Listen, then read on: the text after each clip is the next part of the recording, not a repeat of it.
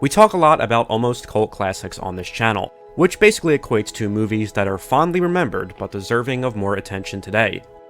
As much as I love highlighting these underrated gems from the 70s, 80s, and 90s, there are just so many other movies that I'm unable to feature, mainly because they come from a different era of cinema, often considered full-blown classics in their own right.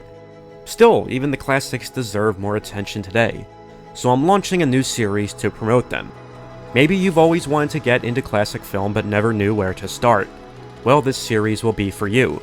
While a few of these movies are sure to be well known amongst seasoned movie fans, most of them are hidden gems from a bygone era. But much like almost cult classics, this series will be driven by viewer suggestions. I want to hear about movies from the 20s, 30s, 40s, and 50s that you grew up watching, movies that may never land on an AFI list, but that still hold a special place in your heart.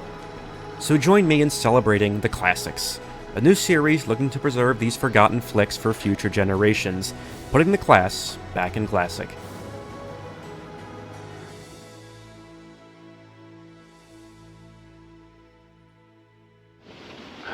What symmetrical digits. Soft as the fuzz on a baby's arm. Quick on the trigger. Yes. For the first installment of this series, I wanted to once again profile the great W.C. Fields. I hope that wasn't whiskey you were drinking. I know, dear, just a little sheep dip. A couple of years ago, I made a video briefly running through his film career, recommending a few of my favorites. Though he got his start in vaudeville and later silent films, Fields is most known for the sound feature films he made from the early 1930s till about 1941. Hey! Oh, look what you've done! She ran right in front of the car. The most acclaimed of these movies are the ones he headlined by himself. The others, made up of films with large ensemble supporting casts, are films where Fields had to share the spotlight with another star. Perfect, Daniel. Which brings us to My Little Chickadee. My little dove pie. I'm not speaking to you.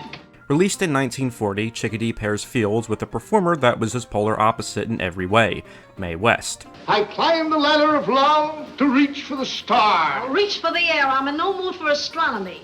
A star of the stage and screen, Mae West didn't begin her film career till about age 40, but she still became one of the most iconic screen personas of the 20th century. With her double entendres and breezy wit, Well, when I'm good, I'm very good. But when I'm bad, I'm better. West had become the second highest paid person in the country by 1935, only surpassed by William Randolph Hearst. It's been reported that W.C. Fields was a great admirer of West's, though he once jokingly referred to her as a plumber's idea of Cleopatra. He was interested in appearing on screen with her and had been brainstorming ideas. Then in 1939, Universal Studios paired Jimmy Stewart with German-born singer Marlene Dietrich in the smash western hit Destry Rides Again. The studio quickly wished to replicate the success of that film by again pitting another two contrasting stars together in a western, and they quickly saw the potential in Fields' idea.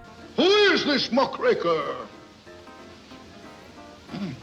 Though several screenwriters attempted to work on the project, it was Mae West herself who finally came up with a story that Fields loved. Thank you. I never argue with a lady. Smart boy.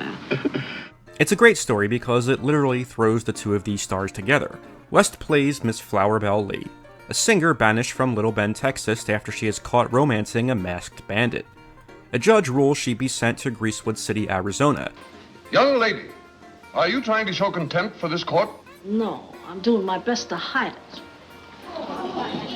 To marry and be made a respectable woman under the careful supervision of Mrs. Gideon, played by Margaret Hamilton. Don't forget tea. I make wonderful crumpets, too. Tea and crumpets. Tea and crumpets, what a combination. It is on her train ride west that Flower Belle meets con man Cuthbert J. Twilly, played by W.C. Fields. May I present my card? Money loaned on clothing, furs, Just a moment. How'd that get in there? Twilly becomes immediately infatuated with Flower Belle, and seeing a golden opportunity, she fakes a marriage to him in order to be made respectable by society standards. The fourth digit of the left hand. What follows is a series of mishaps in the small town of Greasewood City, where Twilly tries in vain to pursue the heart of his new wife. Kiss me goodnight, Godfrey Daniel, Beelzebub. While Flower Belle still makes plans to rendezvous with the mysterious masked bandit. At the same time, the incompetent Twilly is made sheriff of the town, a ploy by a local gangster to ensure his crimes aren't interfered with. Why don't you let me get you a shotgun divorce? Oh, I'm saving them for a rainy day. The strength of the movie rests on the shoulders of the two leads, and how West's story left room for both of them to shine. There's something sweet and dainty about a lady's boudoir. How do you know? Huh? It allows them plenty of scenes to play off one another, but also gives them each their own solo scenes to do what they do best.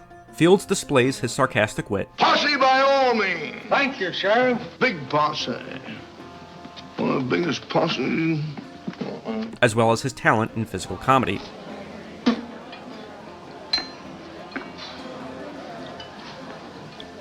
While West showcases her musical skill, With red satin lining, a hat with a feather, the greenest one in town. and famous wordplay. I was so worried. Yes, Aunt Lou, I was in a tight spot, but I managed to wiggle out of it.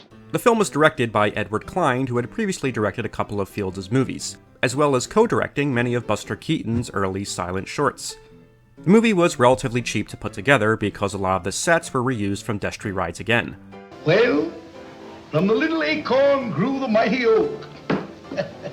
Though it's become somewhat of a film urban legend that the two of them did not get along at all during filming, reports from the set were that they were generally very cordial with one another. I understand you need a cicerone guy. I need more than that, honey. The reason for a lot of the reported vitriol came only after the film wrapped, when Fields was awarded a co-writer credit, which West disputed. She claimed she had more say in the shaping of the overall structure of the story and writing the dialogue, with Fields developing his own scenes and reworking the lines written for him. It's the stringiest vermicelli soup I ever ate in my life. Even so, it's hard to sense any real animosity when watching the movie, as both of these stars play off each other in a way they did with few others. Easy on the ears and a banquet for the eyes. Kinda cute yourself. This was shown at the box office, with the film grossing even more than the hit that inspired it. Gentlemen, you overwhelm me. Following the screenplay issue, West vowed never to work with Fields again, despite the studio's attempts to reteam them. I've been hoodwinked. She was still bitter about the issue as late as 1973. I ain't surprised. Bad news travels fast. I chose to discuss this film first in the series because it's a great intro to both W.C. Fields and Mae West. It's certainly more structured than Fields' typical comedies, and definitely more humorous than West's other films. Ah! My kidneys, my pelegrin. It's definitely worth a watch, whether you're a fan of either of these two, or a newcomer to the genre. Sorry I didn't have a little goose grease with me. So be sure to check out My Little Chickadee. Have you any last wish? Yes, I'd like to see Paris before I die. Philadelphia will do.